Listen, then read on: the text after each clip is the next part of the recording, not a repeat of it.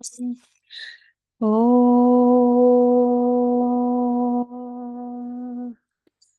ఓం భూర్భువస్వః తత్సవితుర్వరేణ్యం భర్గో దేవస్య ధీమహి ధియో యో నః ప్రచోదయాత్.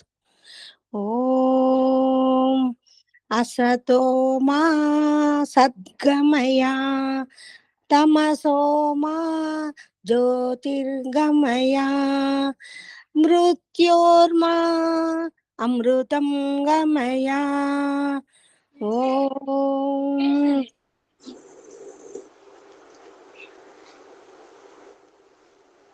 సహనావతు సహనౌ శరీరం కరవావహై తేజస్వినావదీతమస్తు మా విద్విషావహై. ఓం శాంతి శాంతి శాంతి. నమస్తే అమ్మ, అందరికీ నమస్తే. అందరికీ నమస్తే. మనం వ్యాసముని రచిత బ్రహ్మసూత్రాలు వేదాంత దర్శనంలోని మొదటి సూత్రంలోనే ఇంకా మనం తెలుసుకునే ప్రయత్నం చేస్తున్నాము. అయితే మొన్న మనం తెలుసుకున్నది ఏమిటి అంటే, అభ్యాసము, వైరాగ్యము, షటక సంపత్తిని ఆత్మ సమకూర్చుకోగలిగినప్పుడే.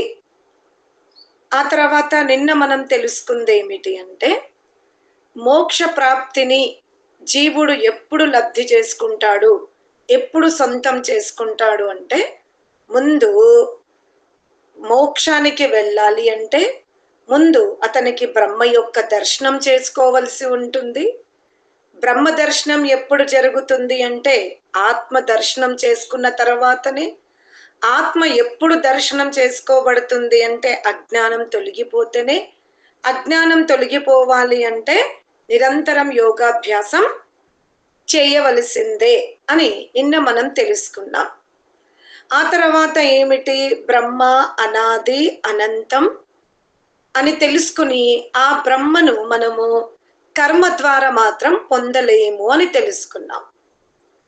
ఏ బ్రహ్మ అయితే ఆకాశము వలె అంతటా వ్యాపించి ఉన్నాడో, ఏ బ్రహ్మను దర్శించుకున్న తర్వాతనే జీవుడు మృత్యు ముఖమున పడకుండా ఉంటాడో, అట్టి బ్రహ్మను మానవుడు కర్మల ద్వారా పొందలేడు అని తెలుసుకున్నాం. ఈరోజు ఒక ఉపనిషత్తులోని కఠ ఇంకా బృహదారణ్యక ఉపనిషత్తులోని ఈ రెండు వాక్యాలను మనం వినే ప్రయత్నం చేద్దాం. బృహదారణ్యక ఉపనిషత్తు ఏమంటాడంటే, మనసై వాను ద్రష్టవ్యం అనేది బృహదారణ్యక ఉపనిషత్తు. మీరు విన్నారు, మర్చిపోయి ఉంటారు. తర్వాత మనసై వేదమాప్తవ్యం. మనస ఇక్కడ తృతీయ విభక్తి ఉంది. అంటే మనస్సు ద్వారానే ఆ బ్రహ్మను మనం తెలుసుకోగలము. ఆ బ్రహ్మ మనస్సు ద్వారానే తెలియబడతాడు అనేది ఇక్కడ వ్యాఖ్యానం చేయబడి ఉంది. కానీ నిజముగా బ్రహ్మ మనస్సు ద్వారా తెలియబడతాడు, కానీ సాక్షాత్కరింపబడడు. ఇది మీరు తెలుసుకోవాలి. మీ యొక్క స్థాయి చాలా పై స్థాయిలో ఉండాలి, అద్భుతంగా ఉండాలి.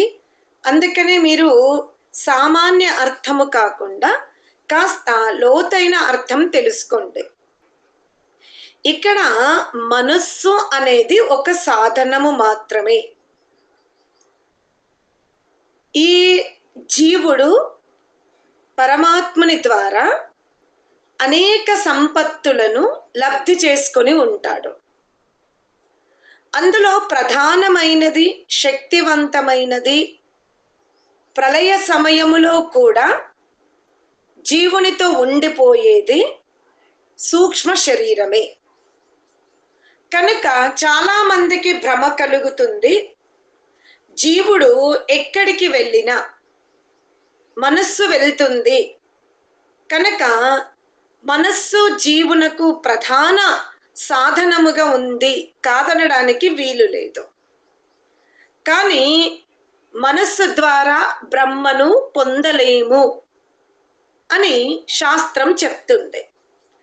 మనస్సుని శుద్ధి చేసుకున్నప్పుడు, మనస్సుని నిర్మలముగా మార్చుకున్నప్పుడు యోగాభ్యాసములో విఘ్నము కలుగదు. ఇది మీరు తెలుసుకోవాలి.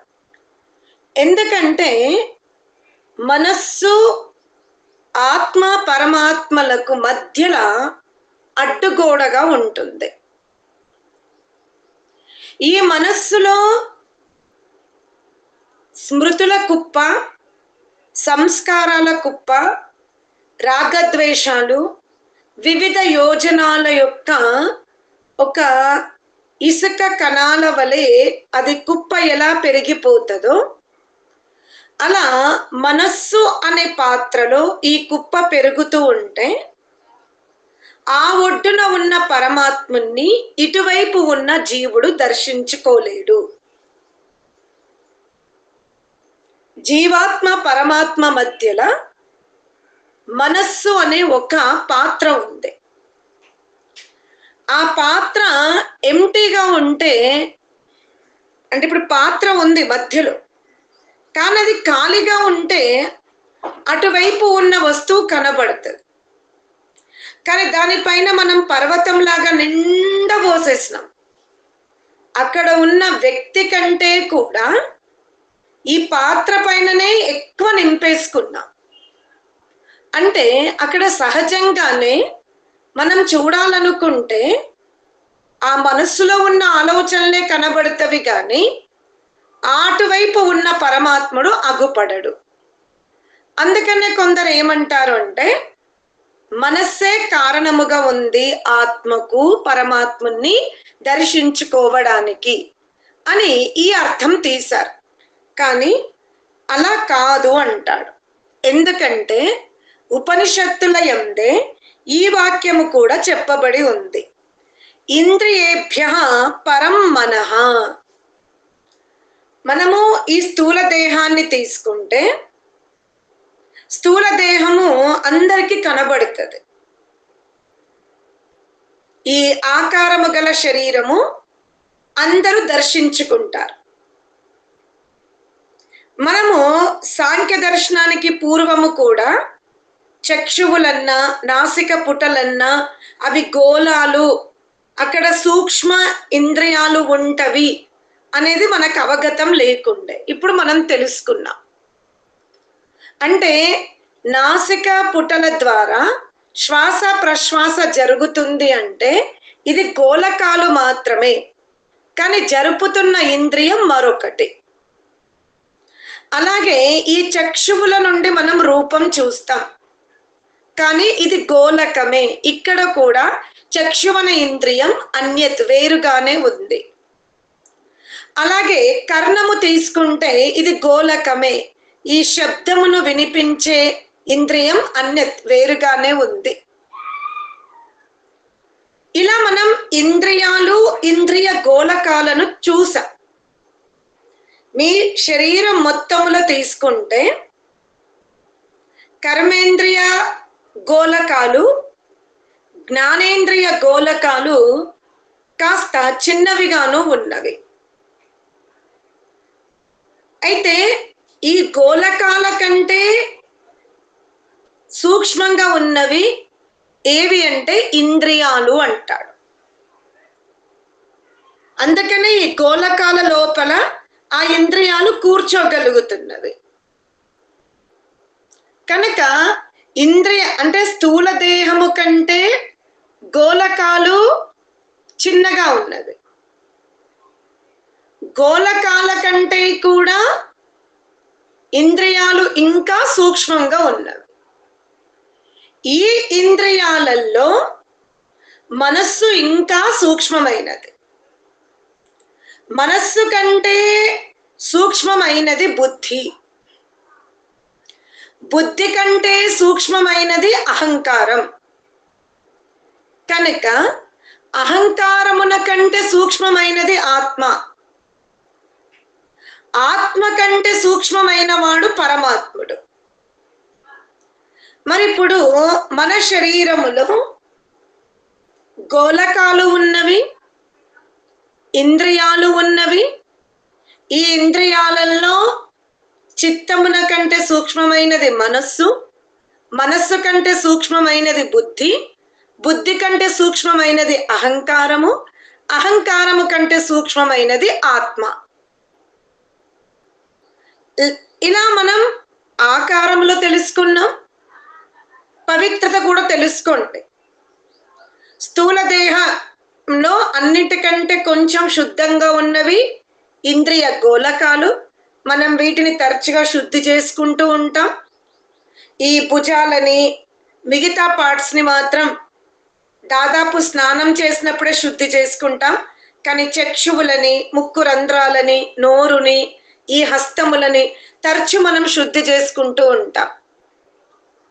అంటే పూర్తి స్థూల దేహమును తీసుకుంటే స్థూల దేహమున కంటే కాస్త పవిత్రంగా ఉన్నవి గోలకాలు, గోలకాల కంటే పవిత్రంగా ఉన్నవి ఇంద్రియాలు, ఇంద్రియాల కంటే పవిత్రంగా ఉన్నది చిత్తం, చిత్తమున కంటే పవిత్రంగా ఉన్నది మనస్సు, మనస్సు కంటే పవిత్రంగా ఉన్నది బుద్ధి, బుద్ధి కంటే పవిత్రంగా ఉన్నది అహంకారం, అహంకారము కంటే పవిత్రంగా ఉన్నది ఆత్మ.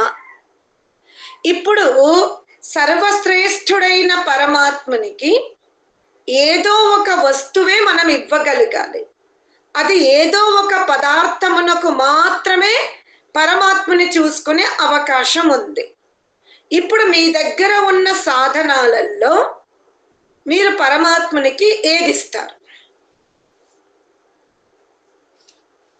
అది పరమాత్మని ద్వారా తయారైన వస్తువు కాకూడదు. మీ దగ్గర ఉన్న వస్తువులలో మీరు పరమాత్మనికి సమర్పించాలి అనుకుంటే అది పరమాత్మని చేత తయారు చేయబడిన వస్తువు కాకూడదు. ఆత్మ, ఆత్మ అమ్మ, ఆత్మ. అర్థమైందా? ఆత్మ ఒక్కటే పరమాత్మని చేత తయారు చేయబడలేదు. అర్థమైందా? అహంకారము కానీ, మనస్సు కానీ, బుద్ధి కానీ, చిత్తము కానీ, ఇంద్రియ గోళాలు కానీ, ఇంద్రియాలు కానీ, స్థూల దేహము కానీ, శబ్దము కానీ, వీటన్నింటికి కూడా అధిష్టాన పురుషుడు ఎవరున్నారు సృష్టిలో? పరమాత్ముడే ఉన్నాడు. పరమాత్ముడే ఉన్నాడు. అందుకనే ఆ పరమాత్మునికి మనం ఏది సమర్పించాలి అంటే అతని స్వామిత్వము లేని వస్తువు మనం సమర్పించాలి. అదేమిటి అనంటే ఆత్మ ఒక్కటే, ఆత్మ ఒక్కటే. అర్థమైందా? ఈ దేహమును తీసుకున్నా, ఈ జగద్రూప కార్యమును తీసుకున్నా పరమాత్ముని యొక్క ప్రమేయము లేకుండా కొంచెం దగ్గరగా, అన్ని విషయాలలో కాదు, కొన్ని విషయాలలో పరమాత్మునికి సరి సమానముగా ఉన్న తత్వము ఏది ఉంది మన దగ్గర అంటే ఆత్మనే.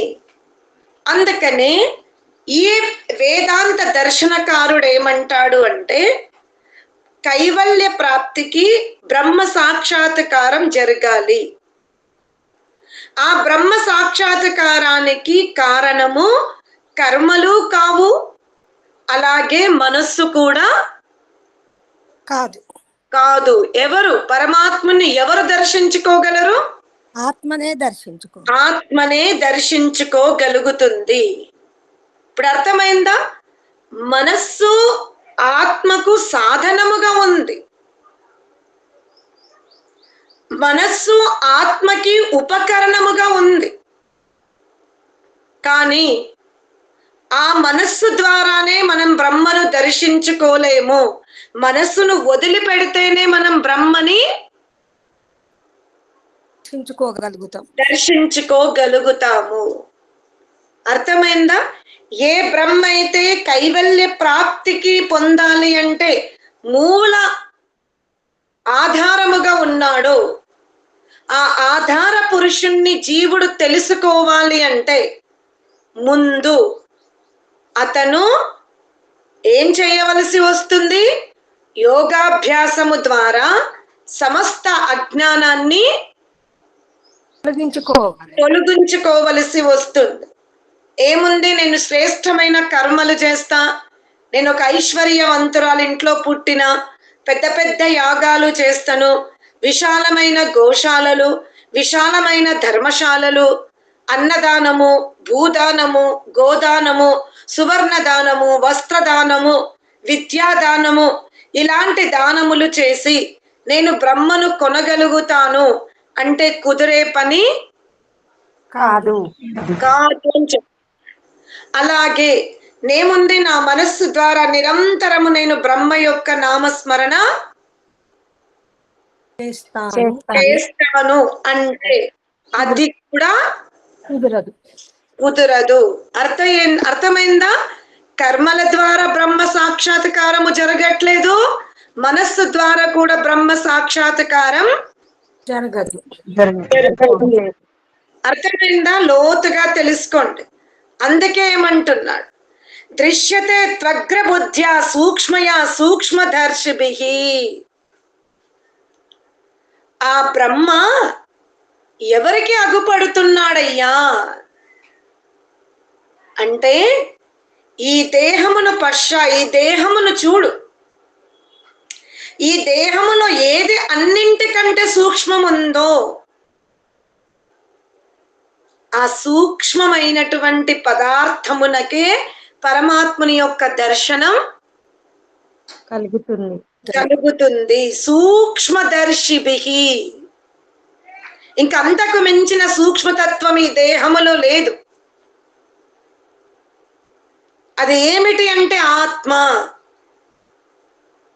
ఆ ఆత్మ ద్వారానే పరమాత్మని మనం తెలుసుకోగలము, దర్శించుకోగలము. ఆత్మ మాత్రమే పరమాత్మని కౌగిలించుకోగలుగుతుంది. ఎందుకయ్యా ఇంత పెద్ద పరీక్ష? అరే, నా వాక్కు నిన్నే స్తుతిస్తుంది కదా, సరిపోదా? కావ్యము రాసి నీ గానము చేస్తాను, దర్శనం ఇవ్వవా? అందమైన శిల్పాన్ని చెక్కి ప్రపంచానికి నీ తత్వాన్ని చూపిస్తాను, దర్శనం ఇవ్వవా? అంటే ఆ ఈశ్వరుడు చిరునవ్వుతో జీవాత్మతో అంటున్నాడంట, సరే నువ్వు కావ్యాన్ని రచిస్తానంటున్నావు, ఆ కావ్యమునకు ఆధారం ఏమిటి అని అడుగుతాడు. అంటే శబ్దము. ఆ శబ్దానికి ఉపదేశకుడు ఎవరు నాకు చెప్పు అన్నాడట పరమాత్ముడు. మీరేమంటారు? ఆ శబ్దమునకు ముందుగా ఉపదేశకుడు ఎవరు? గురువు, పరమాత్మనే. పరమాత్ముడే. నా శబ్దం నాకు సమర్పిస్తావా అని అంటున్నాడంట. నీ శబ్దమైనా నా వాక్కు ద్వారా కదా వర్ణిస్తున్నాను అన్నాడట ఈ జీవుడు. ప్రారంభములో నీదే ఈ శబ్దము, కానీ ఆ శబ్దమును వర్ణిస్తుంది నా వాక్కు కదా అన్నాడంట. అవునా, ఈ వాక్కును నువ్వు నిర్మాణం చేసుకున్నావా అంటే నా తల్లిదండ్రులు అన్నాడట. అవునా, నీ తల్లిదండ్రులు నిర్మాణము చేసుకుంటే, నీ తల్లిదండ్రులకు అంత సామర్థ్యం ఉంటే ఈ ప్రపంచంలో ఏ బాలుడు కూడా మూగవాడిగా పుట్టడానికి అంటే అలా పరిశీలించుకుంటూ పోతే అర్థమేమైంది? శబ్దము బ్రహ్మనే, శబ్దమునకు అధిపతి బ్రహ్మనే, వాక్కునకు అధిపతి బ్రహ్మనే. అంటే ఎలా? నా వాక్కు ద్వారా, నేను ప్రసాదించిన వాక్కు ద్వారా, నేను ఉపదేశించిన శబ్దము ద్వారా నన్ను పొందాలనుకుంటున్నావా? ఎంత విచిత్రంగా ఉంది జీవాత్మ అన్నాడంట. అర్థమైందా? ఓ జీవాత్మ, నీ యొక్క అమాయకత్వమును చూసి నవ్వాలా, లేదా నిన్ను నీవు సగర్వముగా నేను వాక్కు ద్వారా నిన్ను వర్ణిస్తున్నాను అంటే నువ్వు గర్వపడుతున్నావే, ఆ ప్రతిష్టను చూసి అయ్యో వీడు ఇంకెప్పుడు అజ్ఞానం తొలగించుకుంటాడా అని జాలిపడాలా అని అంటున్నాడంట. అర్థమైందా? అంటే వాక్కైనా సరే, శబ్దమైనా సరే జీవుడు స్వయముగా నిర్మాణం చేసుకోలేదు. ఇంకా లోతుగా వెళ్తే శబ్దములో ఉన్నటువంటి వర్ణమాల, శబ్దములో ఉన్నటువంటి ఉచ్చారణ స్థానము కానీ, ఆ స్థానమునకు ఏదైతే వాయువు ప్రవహింపబడుతుందో అలా లోతుగా వెళ్తున్నా కొద్దీ అంతే చిక్కట్లేదంట. అకుహ విసర్జనీయ కంఠ్యా ఇచు యశాస్తాలవ్యా ఉపపద్మానీయ ఓష్ఠ్యా. అరే, ఏదైతే అక్షరముల యొక్క స్థాన ఉత్పత్తి ఉందే ఆ నిర్మాణము కూడా నేను చేసుకోలేకపోయానే.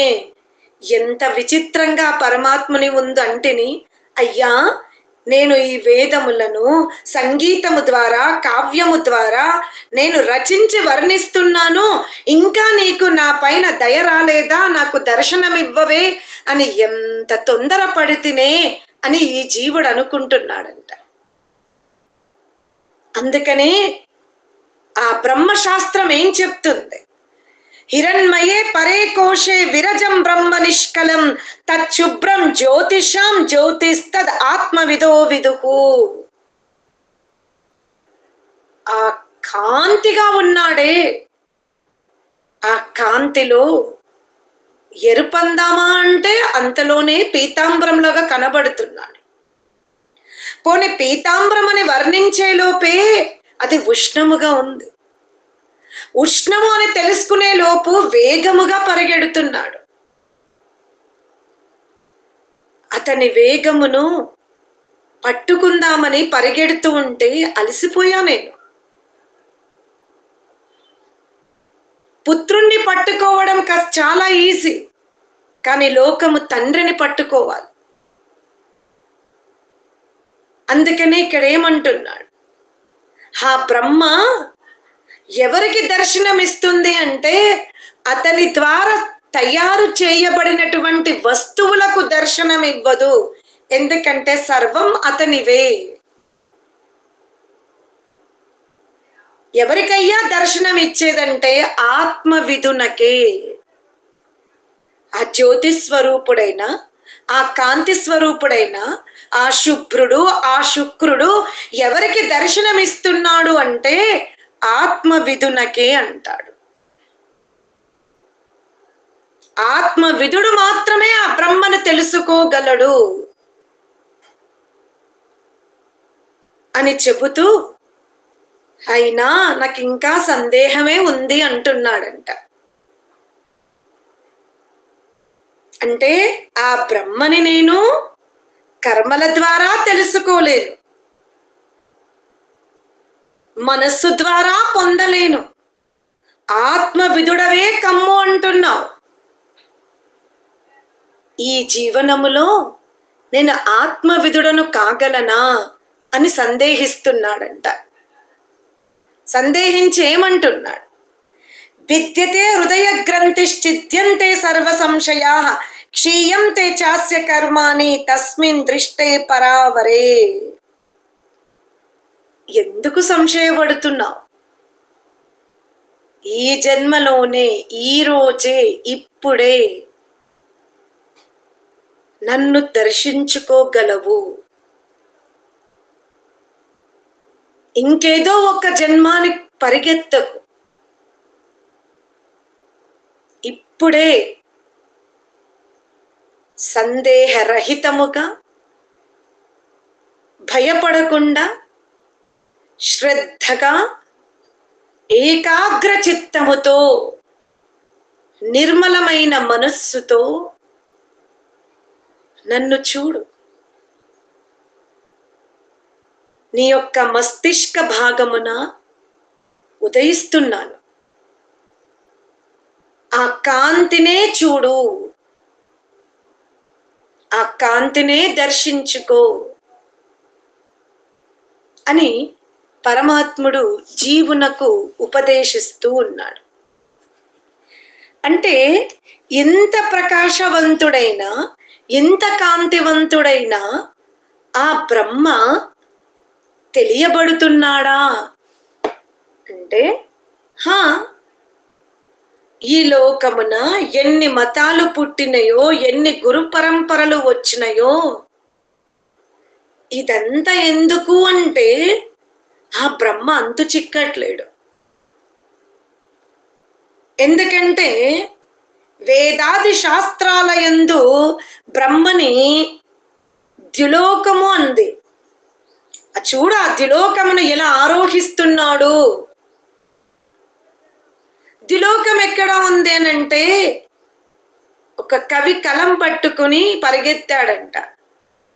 ద్యులోకము ఎక్కడైతే సూర్యచంద్ర నక్షత్రాలు ఉదయిస్తాయో అది ద్యులోకమని భగవంతుడు ఎక్కడ ఉన్నాడంటే పైలోకములో ఉన్నాడని ఒకడు వర్ణించాడంట. అయ్యా పరమాత్ముడు ఎక్కడ అస్తమిస్తున్నాడంటే సూర్యుని వలె అస్తమిస్తున్నాడు అంటే ఎక్కడ అంటే పృథివీ లోకము. అందుకే పరమాత్ముని పాతాళ లోకంలో ఒకడు వెతికాడంట. కాదు కాదు, పరమాత్ముడు మధ్యలో ఉన్నాడు. చూడండి మీరు ఉత్తరాయణ కాలములో ఆ సూర్యుని చూడండి, మిట్ట మధ్యాహ్నం ఎలా ఉంటాడు. పృథివీకి ద్యులోకానికి మధ్యలో ఉన్నాడు అంటే పరమాత్ముని మధ్యస్థంగా ఆరాధించడం ప్రారంభించారంట. అందుకే కొందరేమో పరమాత్ముని పాతాళ లోకములో వెతుకుతే, మరికొందరు ఆ పరమాత్మని పృథివీ లోకముల పర్వతాల యందు వెతుకుతే, మరికొందరు ఆకాశాన్ని దాటి వెతికారంట. కారణం ఆ పరమాత్మని యొక్క శక్తి అటువంటిది. అతని సామర్థ్యం, అతని వైశాల్యం అది పృథివీలోకమున ఉందా అంటే ఉంది, ద్యులోకమున ఉందా అంటే ఉంది, అంతరిక్ష లోకమున ఉందా అంటే ఉంది. అయ్యో లోకాల యందే కాదు, రాళ్ళల్లో ఉంది, రప్పల్లో ఉంది, ఇసుక రేణువుల్లో ఉంది. అందుకని ఎవరు ఎలా పట్టుకుంటే అలా వర్ణించుకుంటూ వెళ్ళారు. ఎవరు ఎక్కడ బ్రహ్మని దర్శించుకుంటే ఆ విధంగా చెప్పుకుంటూ వెళ్ళారు. కానీ పూర్ణముగా నేటికి ఎవ్వరూ చెప్పలేకపోతున్నారు. ఎందుకంటే నోట్లో ముద్ద పెట్టుకున్నప్పుడు ఎలా ఉంది అని అంటే సమాధానం దొరకదు. అది మృంగాలి అంటే అది భూతమైతుంది.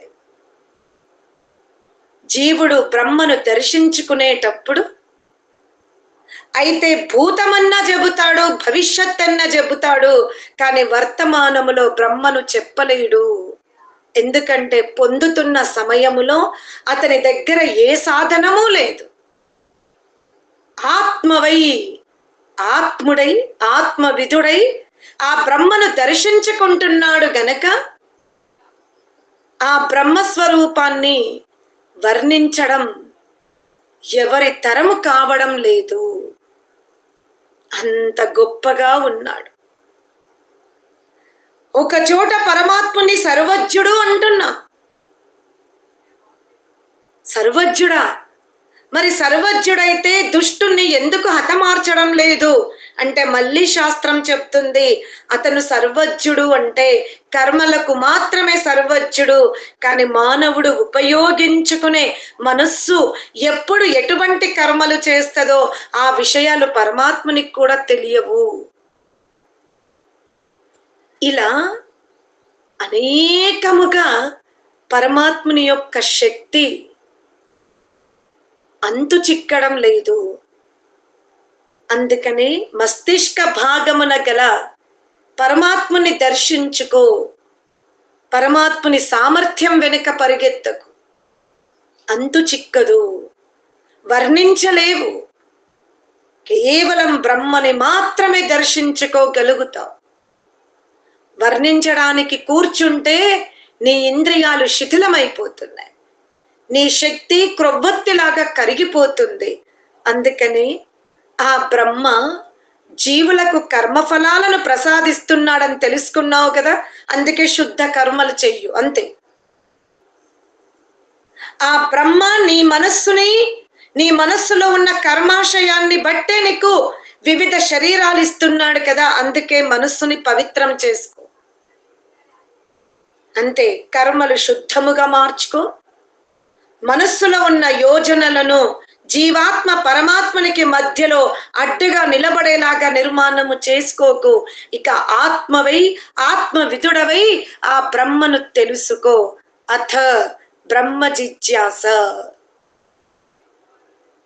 అని ఈ సూత్రము ద్వారా వ్యాస మహర్షి చెప్పే ప్రయత్నం చేశాడు. ఓం శాంతి శాంతి శాంతి.